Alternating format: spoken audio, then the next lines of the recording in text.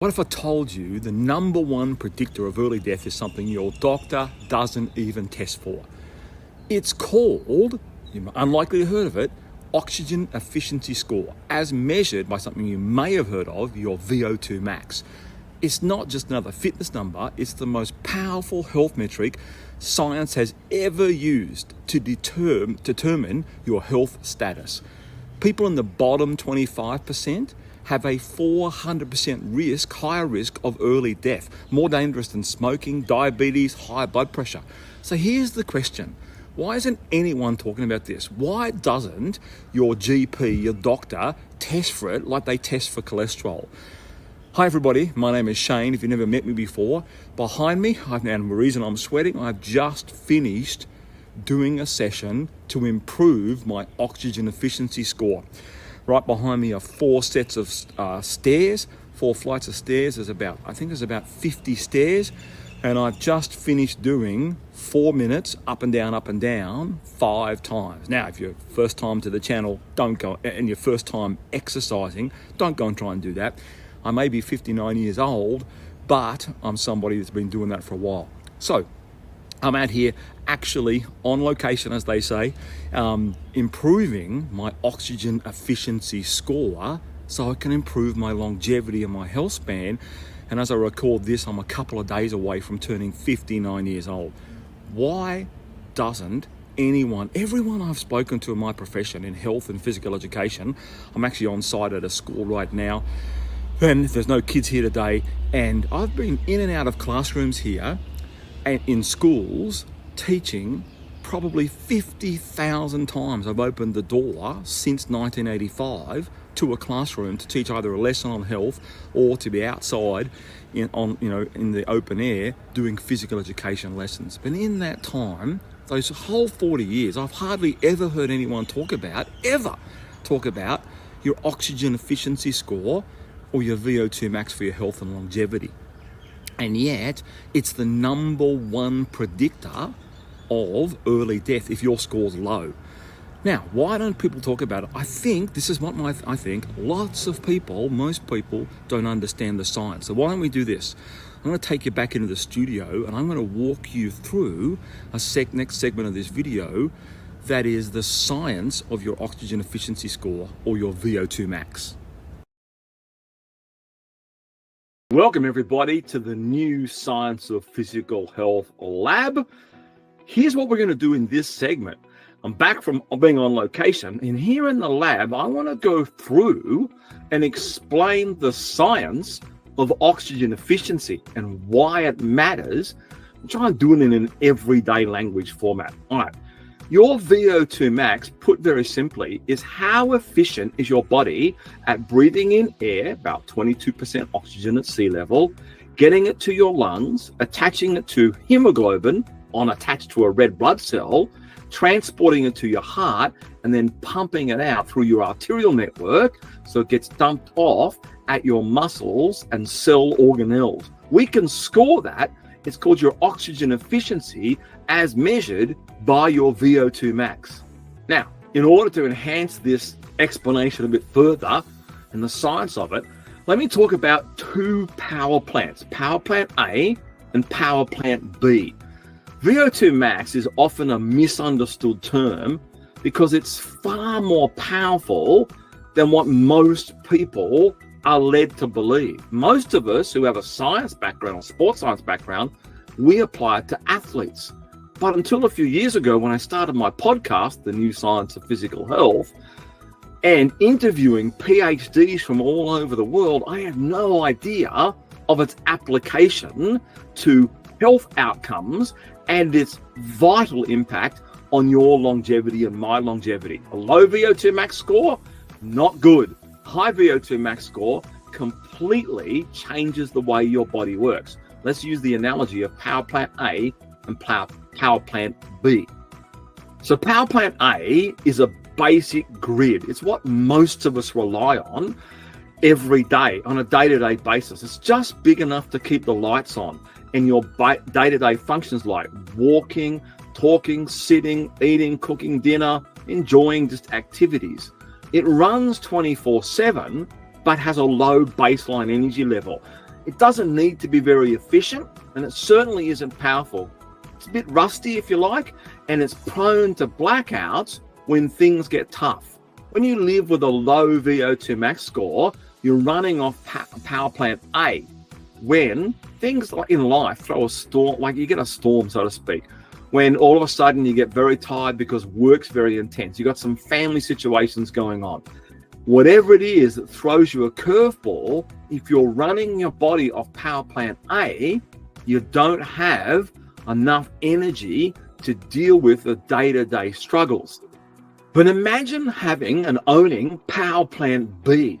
It's modern, it's scalable, it's fast reacting with all this brand new technology. It doesn't just support the basics, it handles power surges. During a blackout, the city lights stay on. It powers every hospital and fire station and every emergency network during a crisis. That's power plant B. That's what a high VO2 max does to your body. That's the science of it. When you train your body through the correct dose of physical activity to upgrade your VO2 max, you're upgrading your internal power grid, the mitochondria, which produces power in your body. So the mitochondria are an organelle inside your cells that produce power. In this case, we're not talking about power plant, we're talking about ATP production, adenosine triphosphate. I won't go into that in too much detail here. I want to keep it simple.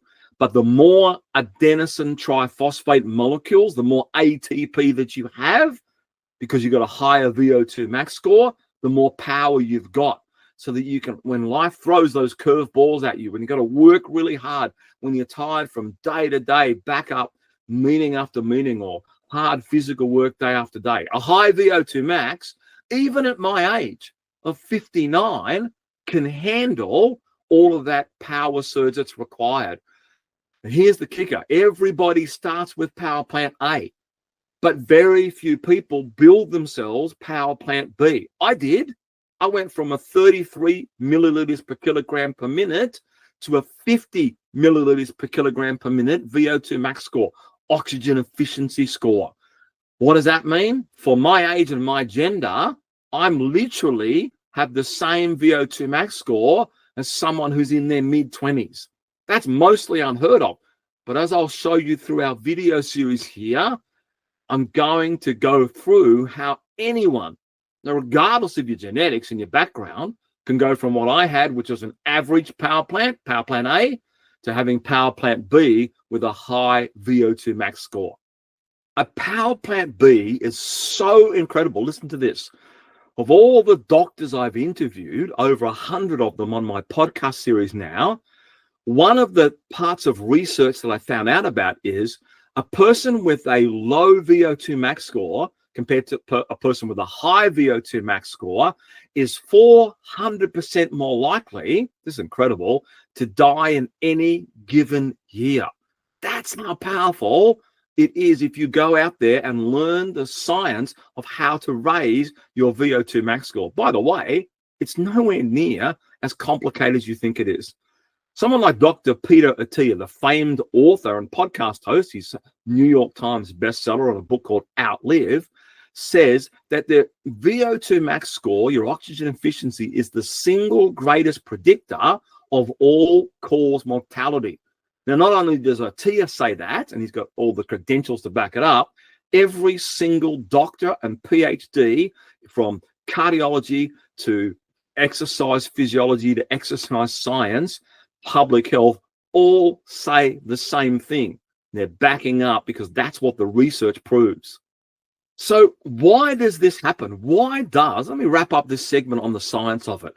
Why does a high VO2 max score produce such a powerful impact at improving your longevity? Here's what you've probably never heard of, unless you're a constant listener to my podcast on any of the podcast apps that you've got on your phone. If you have a high VO2 max score, it improves the structure and function of the way that your body works, by creating something called positive molecular and physiological health adaptations. Let me give you an example. In my book, The Perfect Health Lesson, I have about 22 positive molecular and physiological health adaptations. That's improvements that happen to our bodies when we raise our VO2 max scores. Now, I can't go through all 22 just here. Let me just go through one of them, something I'll almost be certain that you've actually never heard of. Arteriogenesis and angiogenesis. It's like a twin adaptation. Every time a person does what I did, went from a moderate or low VO2 max score and works over time with the correct dose of physical activity. I'll show you how to do that in another video. Every time a person does that, you get this adaptation of arteriogenesis and angiogenesis. Not some people, every person who does that. What is arteriogenesis and angiogenesis? It's easy to understand, even though they're unusual scientific words. Arteriogenesis and angiogenesis, a bigger set of arteries in your body, so a bigger pipe to send the blood through, which is very, very important for decreasing your risk of things like the number one killer, heart attack, number one killer for men and women, by the way, and also strokes. So it decreases the risk by having a bigger pipe, bigger arteries, and increases the number of arteries. I never knew that till I sat down with a doctor from Dallas, Texas, who described to me that you can increase the size of your blood vessels and the number of your blood vessels, arteriogenesis and angiogenesis. There are literally dozens more positive molecular and physiological health adaptations. If you don't go out and use the science that I'm talking about right now to improve your VO2 max score, your oxygen efficiency, you will not get arteriogenesis and angiogenesis or any of the other positive molecular and physiological health adaptations which drive down your risk of sickness, disease, and premature death. All right, that's a wrap on the science of VO2 max in a simple way, simple format. We can deep dive on my podcast episodes where we've got 1 to 2 hour episodes there. We've got snippets on there, what we call longevity shortcut episodes, and we've got hot takes on the podcast as well. Right, I'm going to wrap this video up here with the final segment in just a moment. I'll see you in a sec. All right, everybody. Let's wrap this video up, this video episode. I'm back on another location now. I'm just finished here at my local Air Locker studio. Here's the truth. You can raise your VO2 max, and every time you do, you reduce your risk of death. That's not dramatic, it's documented. Here, let me go through it. I've just finished some practical steps myself. Step number 1, let's go through some practical steps. Get your VO2 max score tested. Use a smartwatch like I do, and use our Perfect Health Lesson Impact software, our app. There's a link in the show notes you can get to. And then what you do in step 2 is begin a structured program. Now I go through some tactics on what I do, 20 to 40 minute sessions like I did today, 3 to 5 times a week of high intensity stuff. I do a lot here in the Air Locker, the altitude training, and I do some other ones as well. Step 3, once you've started your program, track your activity quotient points developed by Professor Ulrich Wisloff. It's like step counting, but based on real health impact. The link's in the show notes for that app. You've got to get that app. It's free. Me, at 59, my VO2 max is currently 50 milliliters per kilogram per minute, which puts me at the top 2.5% for my age. A year ago, it was 28, and then everything changed because this is what I figured. You get one shot at life. This one number, your oxygen efficiency score, your VO2 max, can determine how long you live and how well you live. And your doctor almost certainly never mentions it. So here's my call to action. Don't wait. Subscribe to the podcast, subscribe to the YouTube channel, tell someone you care about the podcast and the YouTube channel and our other socials, and get a hold of everything you can at theperfecthealthlesson.com. Thanks for joining me this video learning episode, 3 different areas. I've been in a location, at one location with some stairs, been in one location back in the New Science of Physical Health lab in the studio, and then back here, out on location again, where I have finished a great, I think it was about a 35-minute session of increasing my oxygen efficiency score, so I can help myself to live longer. All right, everybody, see you in the next episode. Bye for now. Hey, if you got value from this episode, don't forget to hit that subscribe button right now. Because every week, we are sharing new, science-backed ways to raise your VO₂ Max, lower disease risk, and build real medical protection through exercise. And here's something extra. We've got a free podcast called The New Science of Physical Health. It dives even deeper into the life-saving power of VO₂ Max, AQ points, and the exact strategies Shane uses in his own training at 59 years old. So subscribe here on YouTube and check the link in the description to get free access to the podcast. Your future health depends on what you do today, and we are here to help you get it right.